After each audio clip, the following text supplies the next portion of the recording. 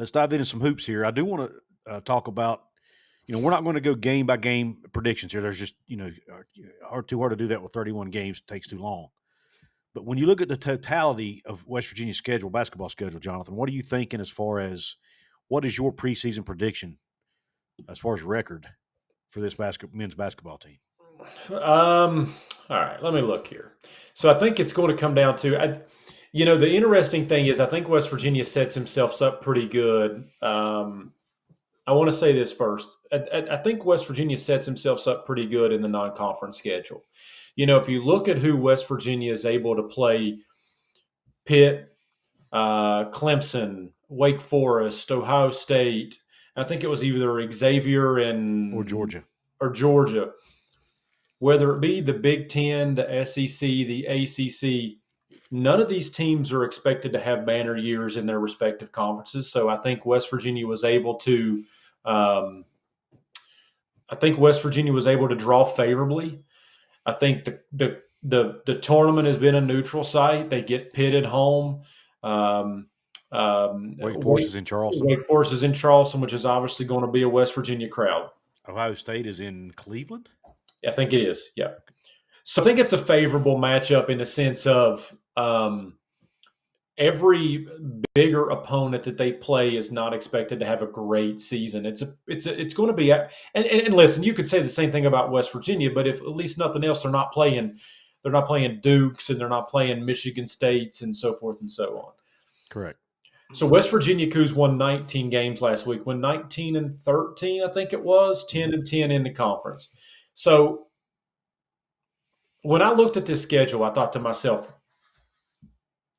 is that kind of the playing field that we're going up against, right? I mean, it was new coach. I mean, there's a lot of similarities, really.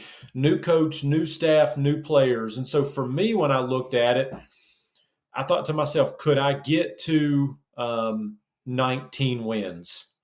Because I think it's going to be a little tough. I actually have West Virginia winning 17 basketball games this year. We're pretty close. Now, here's the thing. If everybody stays healthy and the season does kind of go where we went or where we think it could potentially go, I could see West Virginia getting up to 19. Here's kind of where I think about it. I did this last year, and it actually worked out. It did pretty good. So I decided to go back and do it again. I don't think 15. I think West Virginia wins more than 15 games.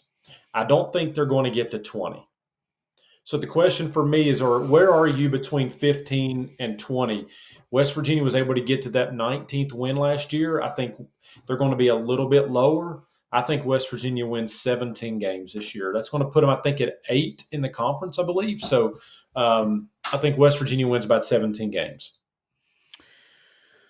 Well, I could almost just put you on repeat and change the number a little bit and be done. But when you look at the way the schedule lines up, I think they're going. They obviously, I think they'll win all the games they're supposed to win as far as the mid majors or the low majors that they're playing.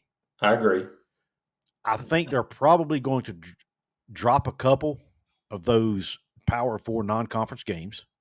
Okay, do you? I do. Yeah. Not all of them. I think they'll. I think they'll win a couple, drop a couple. It's pretty much split. I agree with that. I just don't think, and in the Big 12, and I'm going to give the record, and then I'll give my reasoning afterwards. And I've got them going 8-10 in the Big 12. Okay, which is not great. Probably won't get them in the tournament. But here's my reasoning. When you talk about last year, and that's what I kind of had in my head. I looked at last year's team, how they did, and I'm probably not fair to do that because it's a different season. The opponents are different. But I don't know what else we got to go on at this point. Right, I agree. So that's what I did.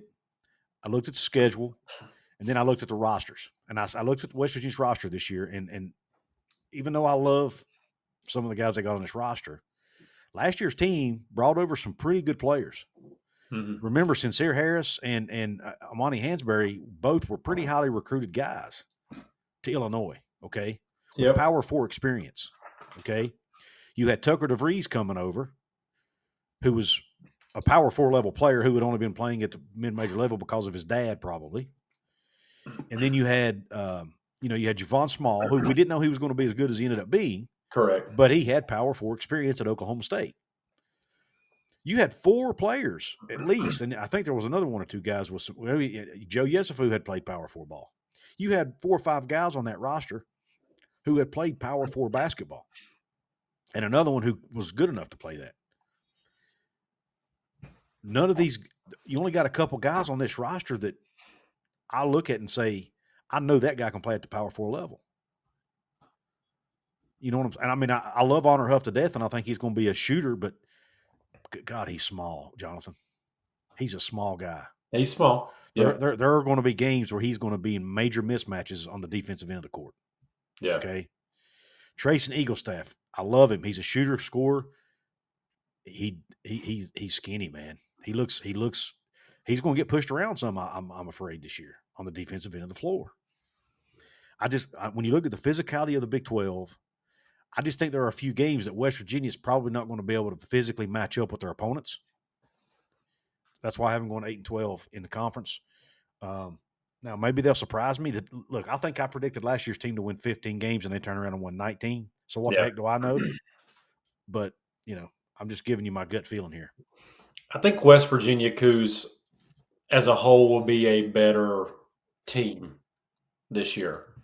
And I think a lot of that comes from Ross Hodge. Listen, I'm not throwing shade at DeVries. But I don't think they have a Javon Small on the roster. That's my opinion. I don't think that they do, but I think as a totality, I mean, you look Couz last year, West Virginia was bringing KJ Tanner off the bench. Okay. West Virginia this year is going to be able to bring Amir Jenkins off the bench. That's an upgrade. That's an upgrade. In my opinion. As good as Amani Hansberry was, he didn't play that position the way Harlan Obioha is going to play that position this year for West Virginia. That's fair. So I don't disagree with you, but I think just for every concern, there's been an upgrade. I really believe that. And then I think you've got to factor in, and I've preached this forever, Couz, the ability to bring a Brennan Lorient and a Jasper Floyd with Ross Hodge. I think that is going to be – now, I'm giving you all the reasons why I think there's a little bit better expectations. But, again, I stopped short of saying they'd win 20 games. So, actually, you had them winning one less than I did. Correct, yeah. I had to get 17 wins. And so – I got about 18. But this is where I'm saying I think if West Virginia can find themselves a little bit. Now, I will go this. I did a little bit more study on the schedule. And it's easy to say it's Big 12, it's tough night in, night out. And that's true.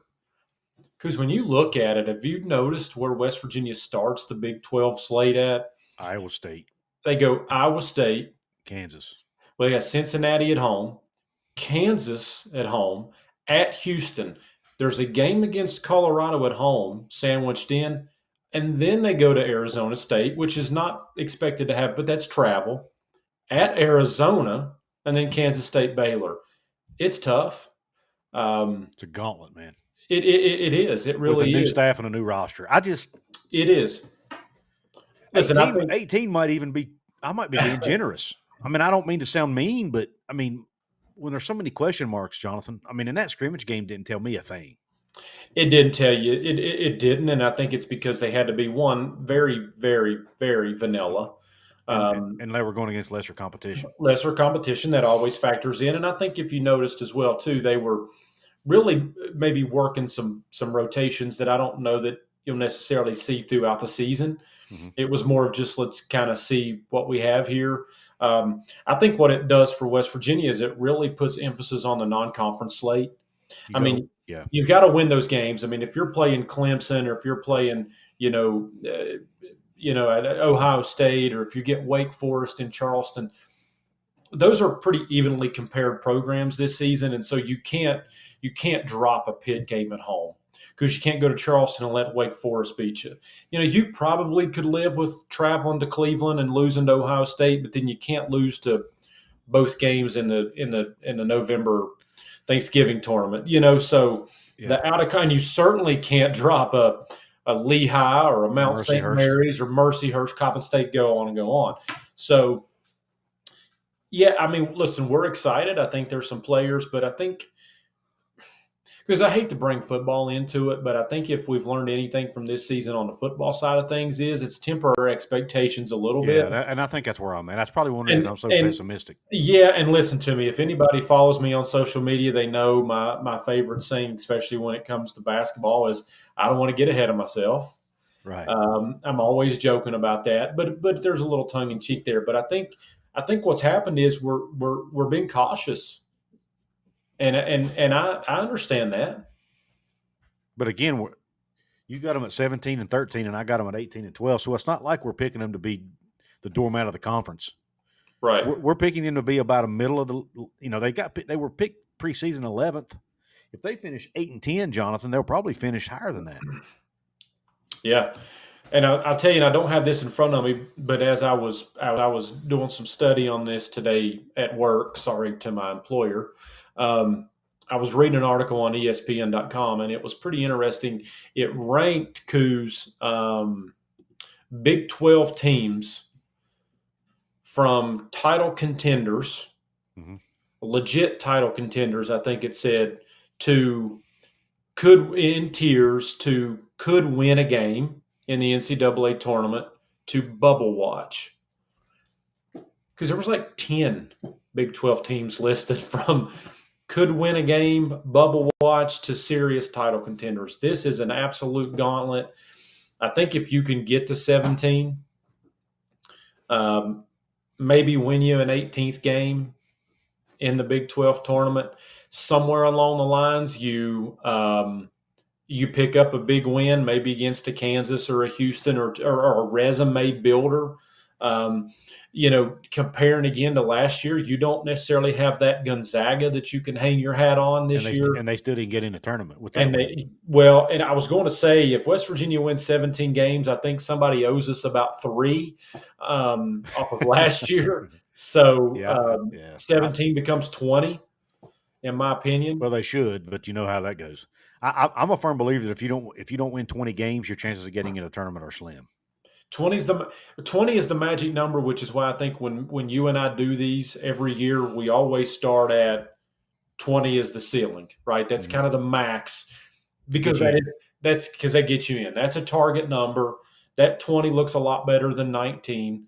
And so the question's going to be is can West Virginia get there? And it's just you have to hold serve in the non-conference and hope that you can come up with a little bit of recipe to get you some resume builders and see what happens. Yeah. Now, the hope is going to be that somebody like a Wake Forest, a Clemson, a Pitt, Ohio State, somebody like that has that type of season later on down the road where they outperform what their expectations are. And you've beat them earlier in the year. And you've beat them early in the year. Yep. And so that's why every game matters. And then if you can add in look at Mount St. Mary's. I think Mount St. Mary's ended up winning, 12 of their last 14 games last year and making the NCAA tournament, and which is another reason why West Virginia probably should have got in. But, you have to hope that some of those teams like a Campbell or somebody can potentially play their way in as well through the conference. So a lot to happen, but some excitement, yes. Some cautiously optimism for me, just based off of the ending of last year and the way the football season has went. Yep. Same here, man. Like I said, you got them at 17, 13. I got them at 18 and 12 or 18 and 13, whatever. So you got them at 17 wins. There might be one extra game in there that's not on the schedule because of the way that tournament turns out. But Correct. They're going to be playing about 30, 31 games somewhere in there. Having said that, Couz, I'm really excited for basketball season to start. I'm excited. I might actually be more excited this year than I was last year. Yeah. Or not. Yeah. We talked about that a little bit, I think, off air last week. It's just, the way football seasons kind of win and the way, you have to wait to get back. Like West Virginia played really well last week on the football side, and you got to wait a week to see what happens. I like the fact that you could do a Sunday, Tuesday, a Saturday, Monday or something. And so gives you an opportunity to see them a little bit more and get back out there. Yep. And I'm going to try. I didn't get to any games last year, but I'm going to try to get to one this year, at least one, maybe 2. Maybe we need to have a Couz's Corner meet up in Charleston on a Saturday night against Wake Forest or something. I'm hoping to get to that one, but I'm holding out to see. There might be a family thing going on that weekend, apparently. So I'm waiting to hear what the boss has to say. Well, I got the side eye when I talked about maybe going somewhere that weekend. So until we have a big Couz's Corner, we need to put comments in this. Who could meet us in Charleston so we could say we've got something bigger there planned. you go. There you go. All right, brother. Listen, everybody, thank you for tuning in. This has been episode 49 of the Golden Blue Breakdown Show. We thank you for it. Man, one show away from 50, Jonathan. Hard to believe, isn't it? Hard to believe. We're getting old, man. We're almost 50. Yeah. But we thank everybody for tuning in to the show. Please like, please subscribe, please do all that stuff. Please go check us out at wvsportschat.com. Subscribe to the newsletter over there. Get it in your inbox every day. Keep up with what's going on with West Virginia Mountaineer sports in written form. And we will have a representative covering the women's team for us this year. Yep. Shauna Rose is going to be covering the women's basketball team for WV Sports Chat. So be on the lookout for a lot of content there. We are proud to cover the women because we expect them to also have a really good year. They were by the way, they were picked number 5 in the preseason poll. Yeah. So won their exhibition against Fairmont State, same night as WVU. And they beat Virginia Tech in a closed door scrimmage. So anyway, thanks for tuning into the show. God bless you. Have a top shelf day. Q Country Roads.